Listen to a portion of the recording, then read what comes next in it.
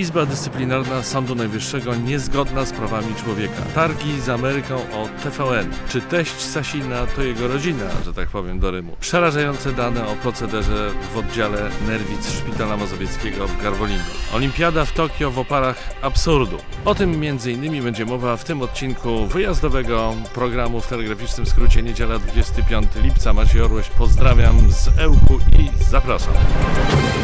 Działanie nieuznawanej przez Sąd Najwyższej Izby Dyscyplinarnej łamie prawa człowieka. Tak orzekł w wydanym właśnie wyroku Europejski Trybunał Praw Człowieka, stwierdzając poważne nieprawidłowości w powoływaniu sędziów do nowo utworzonej Izby Dyscyplinarnej Sądu Najwyższego. Tak więc potwierdziło się to, co od dawna mówią konstytucjonaliści i środowisko prawnicze, ale mimo wyroku nielegalna izba działa nadal i rząd, jak i prezes Sądu Najwyższego wydają się przyjmować postawę wyrok wyrokiem, a wy nas możecie w pompkę pocałować. Nie mamy pańskiego płaszcza i co nam pan zrobi? Wspomniany wyrok dotyczy sprawy adwokat Joanny Reczkowicz, która została w wyniku postępowania dyscyplinarnego zawieszona w czynnościach na 3 lata w związku z naruszeniami kodeksu etyki adwokackiej. W ostatniej instancji jej sprawą zajmowała się nowo utworzona przez PiS Izba Dyscyplinarna Sądu Najwyższego. Trybunał zaznaczył w wyroku, że rozpoznawanie spraw przez Izbę Dyscyplinarną nie gwarantuje uczciwego i bezstronnego procesu. Co więcej, stwierdzono wyraźnie, że Izba Dyscyplinarna nie jest i nie może być sądem. Mamy więc grupę sędziów, niesędziów, rozpoznających i sądzących, ale ich wyroki wyrokami nie są i nie mają mocy prawnej. Nie wiem, czy wiecie, ale pseudosędziowie Izby Dyscyplinarnej są dla państwa najdrożsi.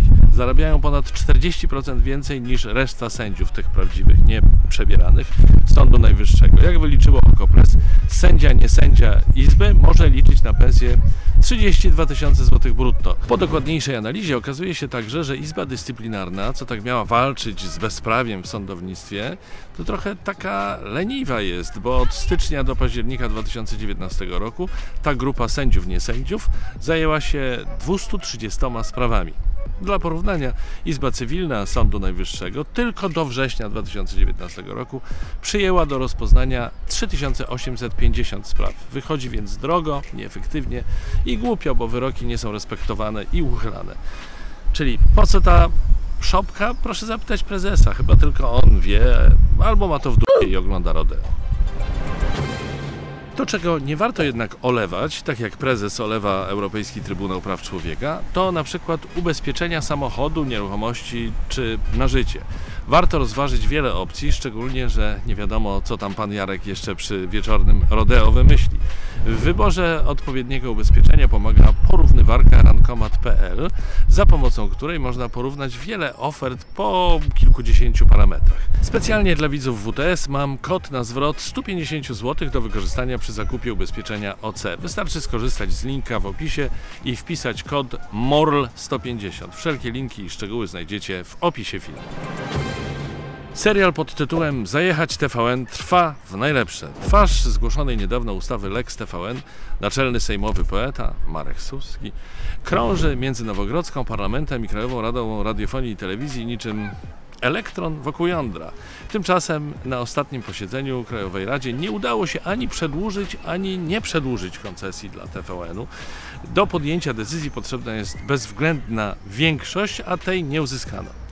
Widać, że PiS albo nie wie jeszcze, co zrobić z wywołaną przez siebie na cały zresztą świat awanturą, albo bierze amerykańskiego nadawcę na przeczekanie. Na sprawę mógłby rzucić odrobinę światła nasz parlamentarny Mickiewicz, czyli Marek Suski. W ostatnich dniach nie jest już jednak tak bardzo rozmowny w kontaktach z mediami. Można podejrzewać, że jest to związane z wizytą doradcy Departamentu Stanu USA Dereka Choleta. Oficjalnie przyleciał rozmawiać na temat projektu Nord Stream 2, ale nieoficjalnie przekaz jest jasny. Utrącicie TVN, to zrobimy wam jesień średniowiecza. Widać, że sprawa zdecydowanie zaczyna przerastać Marka Suskiego i pan poseł lekko się skichał. Tymczasem Amerykanie grają też na drugi front, gdyż wicepremier Jarosław Gowin rozmawiał kilka dni temu z sekretarzem handlu USA Giną Raimondo. Tematem rozmów były amerykańskie inwestycje w Polsce.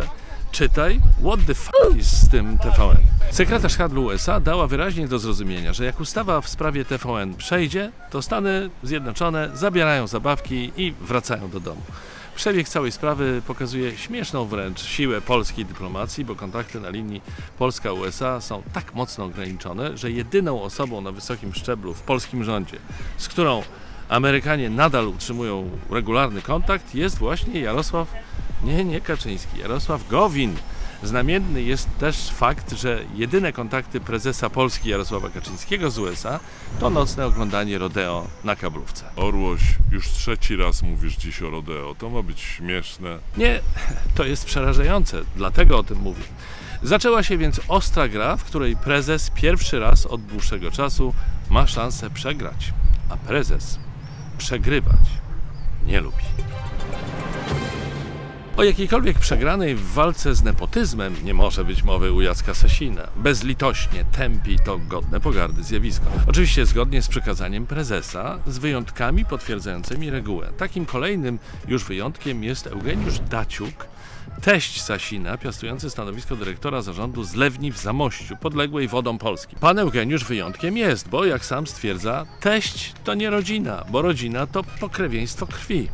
No i w sumie pan dyrektor ma rację, tylko w takim razie dlaczego z pracy w porcie lotniczym w Lublinie zrezygnowała niedawno szwagierka ministra Sasina? Przecież to też nie jest rodzina. Idąc dalej, z żoną też nie łączą więzy krwi, więc także żony posłów, senatorów i ministrów mogą spokojnie doić państwo dalej, bez żadnych problemów. Na korzyść pana dyrektora Daciuka świadczy jednak wykształcenie, gdyż jest magistrem inżynierem melioracji wodnych, pracującym w tej branży 37 lat. Może więc pan Eugeniusz wcale takim wyjątkiem nie jest, jeśli chodzi o nepotyzm. Na pewno jednak, jako specjalista z wieloletnim doświadczeniem w branży, jest wyjątkiem w kierownictwie spółek Skarbu Państwa. Teraz przez chwilę będzie naprawdę poważnie. Kilka dni temu dziennikarz Onetu Janusz Szwertner opublikował wstrząsający reportaż o oddziale Nerwic Szpitala Mazowieckiego w Garwolinie. Oddziałem tym przez prawie 40 lat, aż do ubiegłego roku, zarządzała psycholog Genovefa Pasik. Z reportażu wynika, że pani psycholog jest autorką wręcz sadystycznego mechanizmu psychicznego dręczenia i upokarzania dzieci będących pacjentami ośrodka. Na oddziale przez lata obowiązywał system punktowy, a za najmniejsze przewinienia karano przymusem noszenia tzw. piżamki, czyli karnego pasiaka, przez nawet 2 tygodnie, bez szansy przebrania się, czy jakiegokolwiek kontaktu ze światem zewnętrznym, w tym nawet kontaktu z rodziną. Karne rozbieranie i psychiczne dręczenie pacjentów było tam na porządku dziennym. Co więcej, dziennikarz dowodzi, że prawie wszyscy przyjmują tam lek o nazwie Rispolept. Jest to lek na schizofrenię, który w innych przypadkach można podawać wyłącznie za wyraźną zgodą rodziców młodego pacjenta.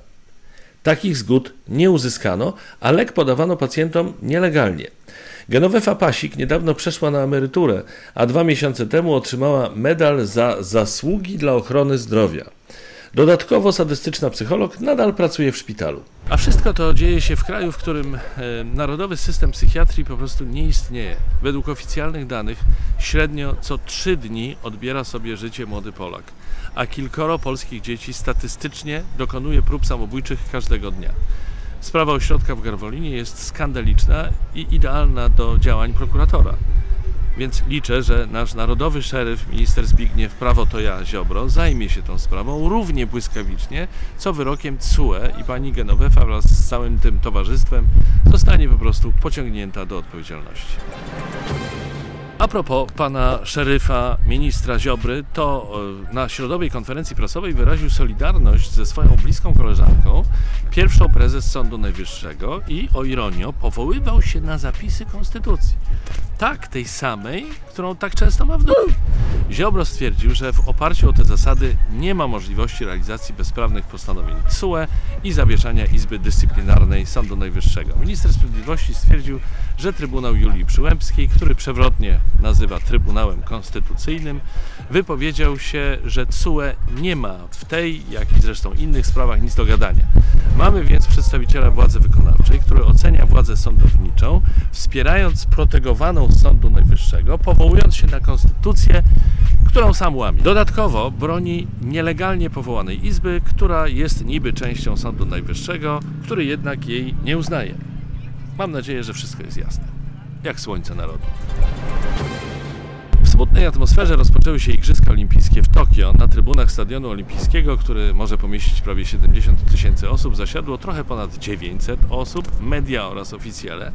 Dlaczego nie zastosowano w Tokio metody znanej z niedawnych rozgrywek Euro 2020, gdzie na Wembley wpuszczano 45 000 kibiców? Były to osoby, które wykonały test na COVID lub były zaszczepione. A więc dlaczego Japończycy nie zrobili czegoś podobnego? Nie wiem i powiem Wam szczerze, nie chcę wiedzieć, bo mnie to wkurza po prostu. Tak czy inaczej, reprezentacje ponad 200 krajów w uszczuplonych składach przemaszerowały w maskach przy prawie pustych trybunach, a ceremonia skończyła się pokazem ogni sztucznych, które może były spektakularne, ale i tak były smutne. Wszystko odbywa się w oparach absurdu. Oto przykłady. Podczas ceremonii otwarcia minutą ciszy uczczono ofiary koronawirusa, a także ataków terrorystycznych podczas olimpiady w Monachium w 1972 roku. Kentaro Kobayashi, dyrektor ceremonii otwarcia Igrzysk, został zwolniony w przeddzień ceremonii, bo okazało się, że 23 lata temu zażartował z Holokaustu w programie komediowym, a był wtedy komikiem. Oczywiście z Holokaustu nie należy, nie wolno żartować, ale dlaczego to wyszło na jaw tuż przed olimpiadą? Wcześniej researchu nie było? Nie rozumiem.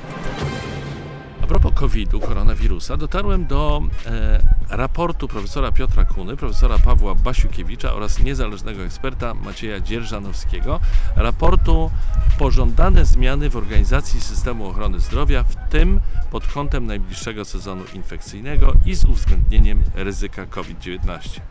Zacytuję krótkie fragmenty, które powinny dać nam wszystkim do myślenia. Uwaga, cytuję. Należy znieść administracyjny nakaz izolacji pacjentów z potwierdzonym zakażeniem, ale bezobjawowych. Osoby z infekcją powinny mieć możliwość odwiedzenia lekarza w poradni, oczywiście z zachowaniem odpowiednich środków zabezpieczających. Osoby starsze powinny w miarę normalnie funkcjonować, na przykład chodzić na spacery, co powinno być wręcz zalecane, unikając jednocześnie miejsc, w których ryzyko zakażenia jest wysokie. Ryzyko to w przestrzeni otwartej jest minimalne w porównaniu do ryzyka transmisji w pomieszczeniach zamkniętych, zaś podczas spaceru po pustych przestrzeniach praktycznie zerowe. Jak najszybciej zmienić narrację Ministerstwa Zdrowia i NFZ, a także mediów.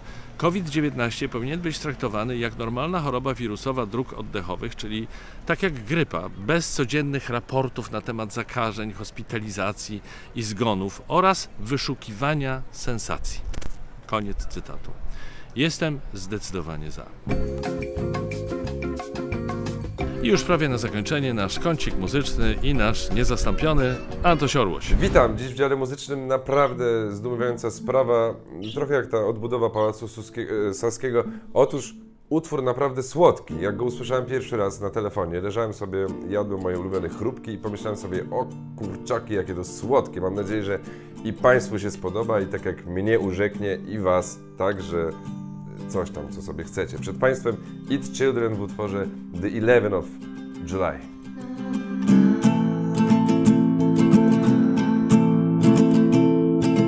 We used to be such great friends.